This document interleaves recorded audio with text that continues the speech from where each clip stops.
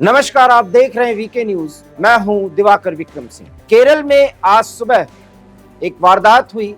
एक ऐसी घटना को अंजाम दिया गया जिसमें एक व्यक्ति की मौत हुई, 50 से अधिक लोग घायल हैं, 6 घायलों की हालत खराब है और पूरा केरल निःशब्द है, स्तब्ध है इस कार्रवाई से, क्योंकि कार्रवाई में कोई बम विस्फोट सामान्य घटना नहीं थी। बम विस्फोट कहां हुआ, किसने किया और उसने किया तो किस अंदाज में किया, ये हम आपको बाद में बताएंगे। पहले जो विस्फोट हुआ उसके बारे में जान लीजिए। ये टाइमर बम था, टिफिन में रखा गया था। ये जानकारी लगभग पुष्ट हो चुकी है, इसलिए हम इस जानकारी पर आपसे बात कर रहे हैं। और जब विस्फोट हुआ तो जिस जगह पर विस्फोट हुआ, 3 तरफ से विस्फोट हुआ। 2500 से अधिक लोग वहां पर थे, उस पूजा स्थल पर, उस कन्वेंशन सेंटर पे। और विस्फोट के बाद आग लग गई और आग से जो लोग झुलसे हैं उसमें 6 लोगों की हालत बेहद गंभीर है। केरल के सभी जिलों में रेड अलर्ट की स्थिति है और अहम सुराग खोजने की कोशिश की जा रही है। लेकिन अब हम आपको बताते हैं कि इसमें षड्यंत्र है क्या, और उस षड्यंत्र को अगर आप जानेंगे तो समझेंगे कि यह खेल कहां से किया जा रहा है और इसका हैंडलर है कौन। जरा आप इस वीडियो को देखिए। यह व्यक्ति दावा कर रहा है, हम यही कहेंगे कि यह दावा कर रहा है कि इसने विस्फोट किया है, विस्फोट को अंजाम दिया है। और विस्फोट को अंजाम देने के पहले इसने फेसबुक लाइव किया और यह कहा कि विस्फोट की जिम्मेदारी मैं लेता हूं। ഗുരുതരമായ പ്രത്യാഘാതങ്ങൾ ഉണ്ടാവുകയും ചെയ്തു. എന്ത് സംഭവിച്ചു എന്ന് കൃത്യമായിട്ട് എനിക്ക് അറിയില്ല. എന്നിരുന്നാലും സംഭവിച്ചിട്ടുണ്ട് എന്നതിൽ ഉറപ്പുണ്ട്. അതിൻ്റെ പൂർണ്ണ ഉത്തരവാദിത്വം ഞാൻ ഏറ്റെടുക്കുകയാണ്. ഞാനാണ് ആ ബോംബ് സ്ഫോടനം അവിടെ നടത്തിയത്. എന്തിനാണ് ഞാൻ ഈ കൃത്യം ചെയ്തത് എന്ന് നിങ്ങളെ ബോധ്യപ്പെടുത്തുവാൻ വേണ്ടിയാണ് ഞാൻ ഈ വീഡിയോ ചെയ്യുന്നത്. 16 വർഷത്തോളം ഞാൻ ഈ പ്രസ്ഥാനത്തിൻ്റെ കൂടെ ഉണ്ടായിരുന്ന വ്യക്തിയാണ്. അന്നൊന്നും ഞാനൊട്ടും തന്നെ സീരിയസ് ആയിട്ട് എടുത്തിരുന്നില്ല കാര്യങ്ങൾ. ഒരു തമാശ രൂപം മാത്രമേ മുന്നോട്ട് പോയിരുന്നു. എന്നാൽ ഒരു 6 വർഷത്തിന് മുമ്പ് വരെ ഞാൻ ചിന്തിച്ചപ്പോൾ ഇത് വളരെ തെറ്റായ ഒരു പ്രസ്ഥാനമാണെന്നും ഇതിലെ പഠിപ്പിക്കലുകൾ വളരെ രാജ്യദ്രോഹപരമാണെന്ന് മനസ്സിലാക്കാൻ കഴിയുകയും ഞാനത് തിരുത്തണം എന്നവരോട്. अब मैं आपको बताता हूं कि विस्फोट के जहां इसने की जो जिम्मेदारी ली उसके बारे में इस व्यक्ति ने कहा क्या। जो कुछ भी आप देख रहे हैं वीडियो को ध्यान से देखिए। फेसबुक लाइव के माध्यम से इसने ये बताने की कोशिश की कि यहोवा विटनेस का जो 3 दिन का केरल में कार्यक्रम रखा गया था, एर्नाकुलम की ये घटना है। और जिस कन्वेंशन सेंटर में यहोवा विटनेस कार्यक्रम है, अब आप सोच सकते हैं यहोवा विटनेस है क्या। देखिए, ये ऐसा कार्यक्रम है जो ईसाईयत और यहूदियों दोनों से जुड़ा हुआ। और आपको पता है कि यरूशलेम में जो लड़ाई इजराइल और फिलिस्तीन के बीच चलती है उसमें क्रिश्चियंस भी शामिल हैं, उसमें इस्लाम को मानने वाले हैं और यहूदी तो हैं ही। यहोवा कन्वेंशन सेंटर, माफ करिएगा, यहोवा विटनेस कार्यक्रम जिस कन्वेंशन सेंटर में हो रहा था, ये एक पूरी तरीके से ऐसा था, इसमें विटनेस किया जाना था जिसमें ईसाईयत के मूल सिद्धांत नहीं है। मतलब क्रिश्चियनिटी को टोटल फॉलो नहीं करता यहोवा को मानने वाले लोग। भारत देश है, केरल में आपको पता ही होगा कि सबसे पहले यहूदी यहीं पर आकर के अपने आप को स्थापित किया और पूरे देश में फैले। तो यहां का कनेक्शन यहूदियों से भी है, ईसाईयत से तो है ही है, क्योंकि कन्वेंशन सेंटर को पूरी तरह से ये क्रिश्चियनिटी से जुड़ा बताया जा रहा है। लेकिन जो विस्फोट करने की जिम्मेदारी ले रहा, हम ऐसा नहीं मानते, क्योंकि ये जो व्यक्ति जिम्मेदारी ले रहा है ये किसी संगठन के तरफ से काम कर रहा था, जिसके एवज में इसको बाकायदा इस तरह का काम कर, जब ये घटना हुई तो इस घटना के जिम्मेदारी लेने का काम इसको सौंपा गया है। इसके एवज में इसको क्या किया गया है, किस तरीके से फैसिलिटेट किया गया है, ये बहुत बड़ी बात है। वीके न्यूज आपके सामने वो मुद्दे उठा रहा है जो आप दांतों तली उंगली दबाने को मजबूर होंगे। ये व्यक्ति नाम है डोमिनिक मार्टिन।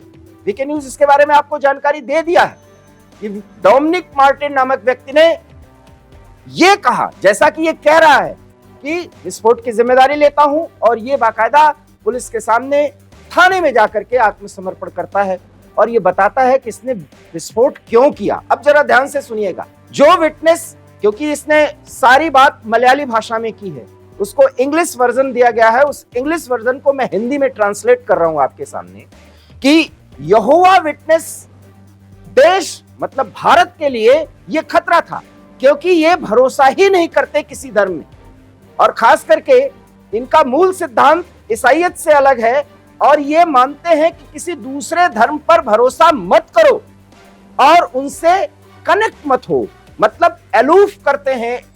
यहोवा विटनेस के कार्यक्रम में जो सम्मिलित होते हैं, उसको जो मानते हैं, उस विचारधारा को, वो समाज से, चाहे वो क्रिश्चियन समाज हो या किसी अन्य मत को मानने वाला हो, उसका फॉलोअर हो, ये मानते हैं कि यहोवा विटनेस से जुड़े लोग किसी और से इंटरेक्ट ना हो, उनसे कनेक्ट ना हो, मतलब समाज में अपने को अलग थलग करें।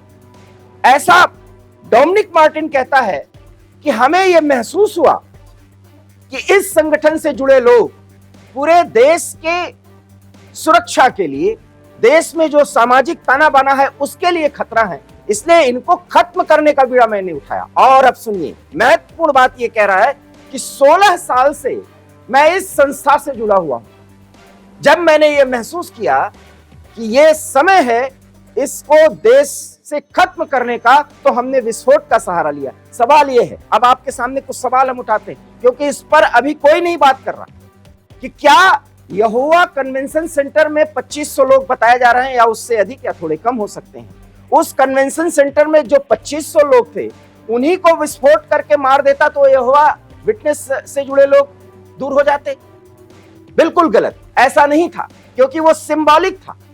यहोवा विटनेस से जुड़े लोग केरल में भी हो सकते हैं, भारत के अन्य राज्यों में भी हो सकते हैं। एक बात क्लियर रखिए कि ईसाईयत और यहूदी दोनों धर्म से कनेक्ट हुआ है, क्योंकि यहोवा विटनेस ईसाईयत के लिए भी बहुत ज्यादा फैमिलियर एक मत या मतांतर नहीं है, सिद्धांत नहीं है। ऐसे में यह व्यक्ति कहता है कि यह देश के लिए गलत था। मैं इससे 16 साल से जुड़ा था। अब आप देखिए, जिस संगठन से यह व्यक्ति 16 साल जुड़ा है, उसी संगठन के कार्यकर्ताओं और उनके फॉलोअर्स को मार रहा है। अब ये आप समझ सकते हैं कि आज तक कोई भी इस तरह सा कृत्य किया जाए और इस तरह से जाकर के कोई आत्मसमर्पण करके अपना पूरा जुर्म कबूल कर ले, ऐसा क्या संभव है?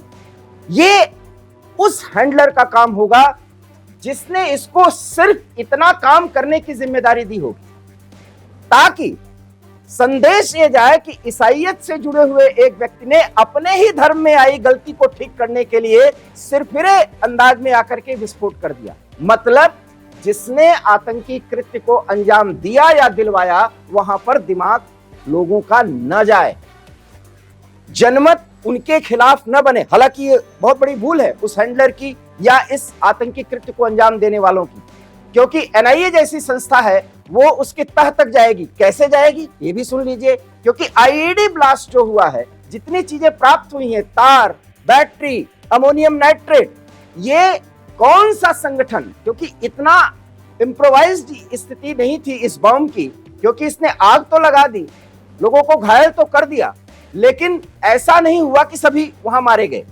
अगर कोई बड़ा आतंकी कृत्य किया जाता तो ये इतना लो इंटेंसिटी का आईडी वहां पर न फिट किया जाता, बट टाइमर लगाया गया था। टाइमर लगाने का मतलब ही है कि उसमें प्रवीण है वो संस्था जो इस तरह के आतंकी कृत्य करती है। फर्ज करिए, क्या ये डोमिनिक मार्टिन जैसा ही व्यक्ति किसी आतंकी संगठन को चला रहा था? ये भी पब्लिक का ध्यान न जाए, सुरक्षा एजेंसियों का ध्यान उधर न जाए और जांचकर्ताओं का ध्यान उधर न जाए कि किस संगठन का काम है। आपको पता ही है कि कल हमास के पूर्व चीफ ने बाकायदा एक तकरीर की थी और उसमें नारे लगे थे, बुलडोजर हिंदुत्व को खत्म करो, यहूदियों को खत्म करो, और दूसरे दिन ये घटना हो जाती है। अभी भी इस बात की दरकार है कि जिस तरीके से पीएफआई के जरिए हमास के समर्थन में पूरे केरल में इस तरह के आंदोलन चलाए गए, इस तरह से रैलियां निकाले गई, वीके न्यूज आपको बराबर इस बात की जानकारी देता रहा कि केरल के सरकार के सामने इस तरह का अगर कोई कार्यक्रम होता है, रैली या मार्च निकाला जाता है, तो वो सरकार उसे कैसे एक्सेप्ट कर रही है। वहां के विधानसभा के अध्यक्ष की तरफ से हमास के समर्थन में बयान दिया जाता है। कितना रेडिकलाइज है केरल जैसा राज्य जहां लिटरेसी सबसे ज्यादा है। वामपंथी सरकार के निर्देशन में केरल किस तरह से रेडिकलाइज हो गया है, वहां पर चरमपंथी कट्टरपंथियों का पूरा दबदबा बन चुका है। ऐसे में डोमिनिक मार्टिन का इस्तेमाल किया गया है। इसलिए इस झांसे में मत आइए कि डोमिनिक मार्टिन ने पुलिस स्टेशन में जाकर के जो एक्सेप्ट किया है वही सच है। डोमिनिक मार्टिन इस पूरे खेल का एक बहुत छोटा सा अंश है, जिसके एवज में उसको फैसिलिटेट किया गया है। अब किस रूप में, ये तो जांच के बाद पता चलेगा। लेकिन जिस तरह से एक ईसाई धर्म के एक अन्य मत का, जिससे ईसाइयत से बहुत ज्यादा तारुफ नहीं है, संबंध नहीं है, उसको खत्म करने की बात करता है, जिसका संबंध यहूदियों से भी जुड़ा होता है। खेल तो बड़ा लंबा है। किसने किया है ये खेल, एनआईए और एनएसजी जरूर जांच करेगी और सच सामने आएगा। लेकिन इतना जरूर है कि टाइमर से अमोनियम नाइट्रेट के जरिए आईईडी का इस्तेमाल करना, ये किसी डोमिनिक मार्टिन जैसे एक छोटे से अदने से आदमी का काम नहीं हो सकता। इसके पीछे वो आतंकी संगठन है जिसमें पीएफआई का नाम हमने शुरू में भी लिया था और अभी भी ले रहे हैं। उस पर जांच की जानी चाहिए और सुरक्षा एजेंसियां जांच जरूर करेंगी, क्योंकि हमास जैसे संगठन का कनेक्शन अगर केरल से जुड़ा हुआ है तो ये बात जो डोमिनिक मार्टिन ने फेसबुक लाइव पर आकर के कही है, वो सिर्फ इस पूरे घटनाक्रम को रास्ते से भटकाने का, या लोगों का दिमाग उस तरफ न जाए जिसमें ये मामला अंदरूनी ईसाइयत धर्म के अंदर की लड़ाई मान ली जाए और इससे उन लोगों पर ध्यान न जाए जिन्होंने इस काम को करवाया है। आपको हमारी ये खबर और ये विश्लेषण कैसा लगा, अपनी प्रतिक्रिया दीजिए। देखते रहिए वीके न्यूज, नई नई जानकारियां, खबरों के साथ विश्लेषण, ये है वीके न्यूज की खासियत। फिलहाल मुझे दीजिए इजाजत, नमस्कार। वीके न्यूज, राष्ट्र के नाम।